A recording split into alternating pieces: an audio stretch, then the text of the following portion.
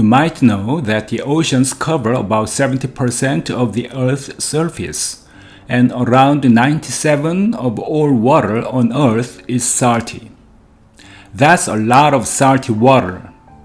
If you could take all the salt out of the ocean and spread it evenly over the land, it would form a layer more than 500 feet thick, about the height of a 40-story building.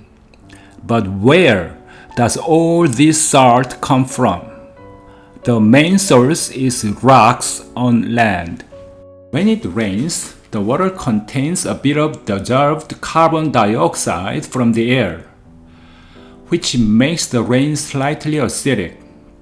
This acidic rainwater erodes rocks, breaking them down both physically and chemically, and carries the resulting salts and minerals as dissolved ions. These ions are washed into streams and rivers, which eventually flow into the ocean. Some of these dissolved ions are used by marine organisms, but many are not and stay in the water, increasing concentration over time. The most common ions in seawater are chloride and sodium, which together make up over 90% of all dissolved ions in the ocean.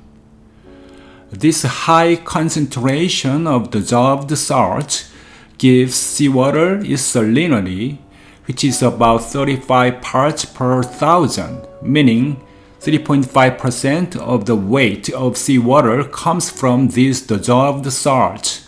But rivers and runoff are not the only sources of salt.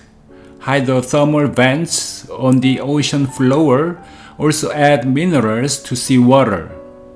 Seawater seeps into the oceanic crust, gets heated by magma, picks up minerals from the rocks, and then flows back into the ocean, rich with dissolved minerals. Underwater volcanic eruptions are another source of salt. These eruptions cause seawater to interact with hot rock, dissolving some of the minerals into the water.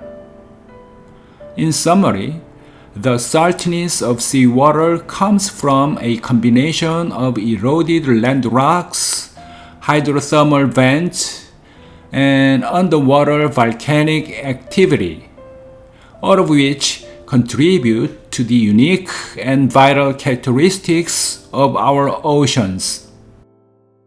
Thanks for watching.